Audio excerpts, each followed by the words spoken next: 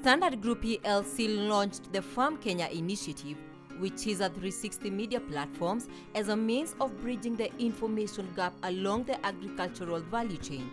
Through our Facebook group, we asked you to nominate a champion farmer to be featured on KTN Farmers TV. Okutangura emerged the #1 nominee, and in a bid to fulfill our promise, we reached out to him. Hello viewers, my name is Okutangura, a vet technician. Today we are visiting our farm in KAMAKIS along Eastern Bypass. The farm has a total of 600 layers. They're still at the grower stage, and last week I had done a debeaking, and so today I was doing a follow-up to check on their status. So I happened to be nominated in the KTN Farmers TV through Facebook page, and that's why I'm here today. Caro is a poultry farmer in Kiambu County whose inspiration was derived from a close friend and a poultry farmer. Due to her numerous challenges in poultry farming, we invited Okutangura to tag along with us to a tour at Caro's farm, where she will be advised on how to properly manage a poultry venture. A set of preventive measures designed to reduce the risk of transmission of infectious diseases in crops and livestock should be applied. Okutangura takes us through a few steps to be followed through before entering a poultry house. A farmer has to consider some few things. There is what we call biosecurity. Biosecurity are all those measures that we take to prevent entry of diseases into the farm. So one of the biosecurity measures is we should have protective clothing, like overalls, or we should have dust coats. We should also have gumboots for our feet. If you don't have gumboots, there are shoe coveralls like the one I'm having here. And once we have those things, that's when now you should enter into the poultry house. And there's also several biosecurity measures that we should look into, like the keeping away intruders into your farm. And we should also fence our farms so that we prevent entry of disease-causing microorganisms. And now, before entering the poultry house, we have to put a disinfectant in the water for dipping purposes. So here is the disinfectant, and now we want to measure it. So the disinfectant, it states from the description, it states that we should measure 25 ml in 10 liters of water. You can also include 2.5 ml in 1 liter of water. And this disinfectant has so many uses apart from dipping our feet. It can also be used for disinfecting poultry equipment, things like drinkers and feeders. We can also use it to disinfect the poultry house when we are introducing new birds or when we are changing litter. The disinfectants also can be used when the drinking water is not clean enough. It can be used to kill the germs in the drinking water. So here we'll have to mix 2.5 ml. This is 1 liter of water. So this is the container that we are using to mix. We are going to mix at least 2.5 ml, or we can even include 5 ml in 1 liter of water. At least it will be a little bit concentrated. So here you're going to include 5 ml. So this is 5 ml. We are pouring it inside here.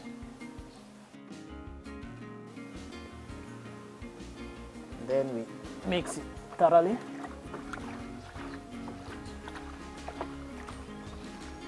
So this is what we use for dipping our feet before we enter the poultry house.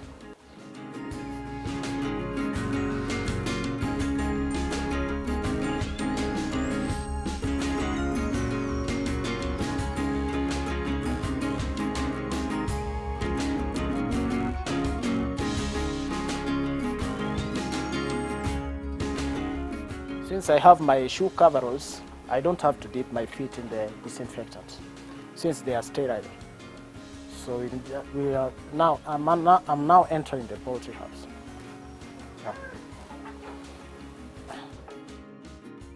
The poultry expert also took us through the factors to be considered while putting up our poultry structures.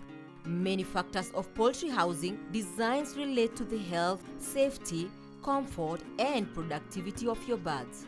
There are several basics that we have to look into when you want to start a poultry farming project. The first thing is the housing, the structure of the poultry house, because the things we look into are we have to look into the height of the poultry house, which has to be at least 3 feet. The height has to be at least 3 feet, and then we have to have a wire mesh for the ventilation of the chicken house. And then inside there, the height of the house from the floor to the top of the roof has to be at least 8 feet. So the birds have to have a spacious place where they will not overcrowd. So each bird has to occupy at least 2 square feet per bird, so that we may be able to prevent some serious conditions like cannibalism and feather pecking, and also prevention of spillage, water spillage, which can cause diseases such as coccidiosis. When building the structure, niliconsider how many birds nataka kuleta. Then nilikuwa pia na Google, nione I've never done it before, so nilikuwa nafanya research sana. Nikaangalia kwa internet, per bird inafaa kukuwa na space kiasi gani. Then I looked for a fundi mwenye ameijengea kuku, si ene fundi. I looked for a fundi mwenye ameijengea kuku, anajua kuku zinataka nini na zinafaa kukaa mahali panakaa aje, na ni a device according to kuku zenye naleta kama hiyo space itatoshea. So I looked for a fundi, akaniambia what to buy, what to do, and then we started na tukajenga. Training hens to lay eggs in the right place is important for getting fresh eggs daily. Naturally, chickens do not have a strong desire to wander. They can easily be raised in a specific location. Okuta emphasizes on the need for a cozy zone inside the structure where the hen will lay their eggs. So we have the laying boxes for the birds, and then of course for the floor it should be roughly cemented. It should be made of concrete. So this is to enable easier cleaning of the floor. And then we should use wood shavings. We can use wood shavings for the litter on the floor. We can also use rice husks. We can use coffee husks as the litter. The importance of the litter, this is to absorb the excess moisture. It will also help to insulate the birds because it gets very cold at night. So those are the importances of the litter. When we are doing the poultry house construction, it will depend with your pockets, the money you have. You can use any locally available material. There are some farmers who use the mabatis or the iron sheets. There are some farmers who will use wood or timber. Some farmers will use mud, or some farmers will use mud. Some will use concrete, or this concrete. So it all depends with the pockets. It's financial. Your financial status is what will determine which material you are going to use. So it can be constructed using any locally available material. Carol was careful to follow instructions for proper poultry management. This was through vaccination and other various health remedies.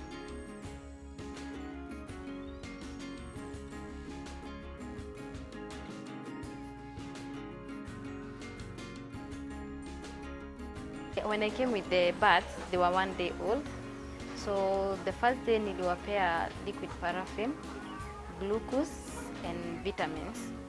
Then I started with the pre-starter, chick mash for 2 weeks. Then I gave them after 2 weeks, ndio nikaenda kwa chick mash. Then after there nikawapea up to 2 months the chick mash. I gave the chick mash for 2 months.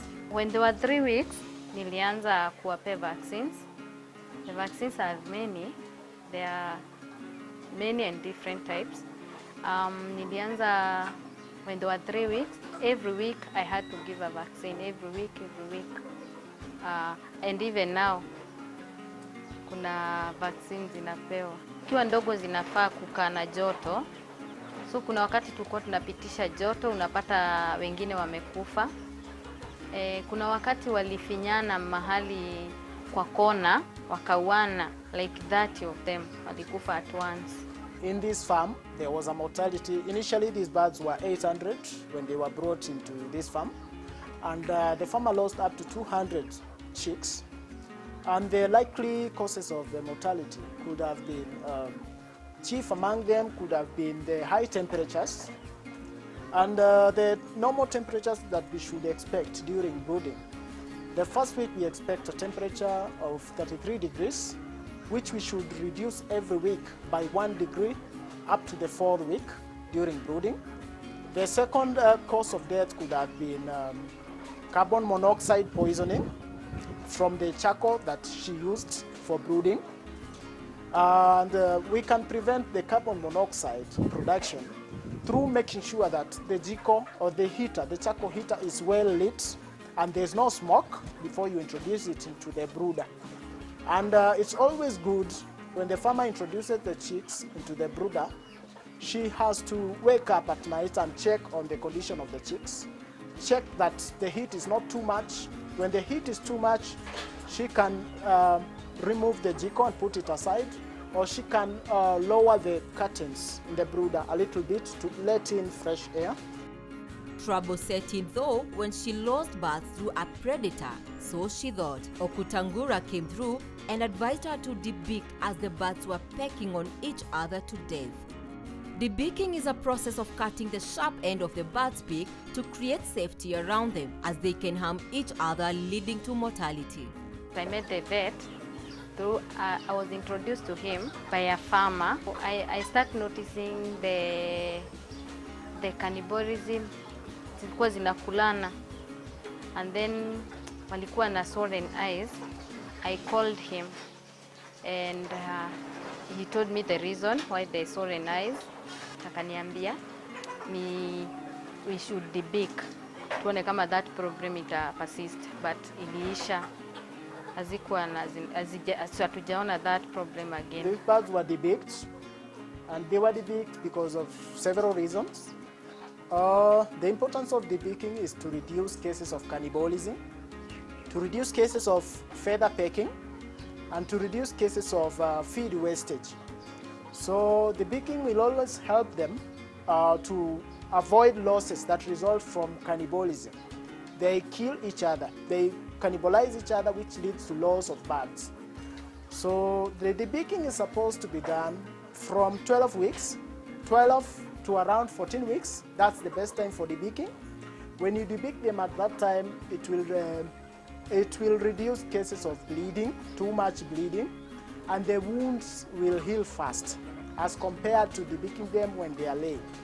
Debeaking them later on when they are laying will lead to cases of stress, which may lead to low egg production, and it will take a lot of time, a long time for them to recover. So 12 to 14 weeks is the best time to do the debeaking. And you debeak them using an electric debeaker, which is very good because it will cut the beak, and also will seal that wound because it's hot. The high temperature seals the wound. So when you want to do the debeaking, you should call a professional, like a vet, who will come and do the debeaking for you. Like the upper beak, this is how it's supposed to be debeaked. At least you cut 3/4.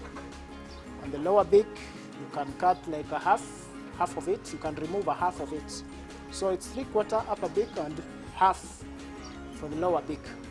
And this will help in reduction of cases of cannibalism, feather pecking, and the wastage of feeds, and even egg eating when they start laying. Those are the importances of debeaking. When it comes to the side effects of debeaking, I know it's a necessary evil, but we do it for the good of the bird. The side effects are like they bleed, but for some time. But with an electrical debeaker, it will help in sealing of the wounds, Debeaking also will make those birds grow a little bit slower because they won't be feeding because of the wounds. Before the wounds heal, they will be underfeeding. So it also exposes the birds to stress. So the stress levels will be higher after debeaking, but we try to counter that by the use of an anti-stress that we give for 5 days.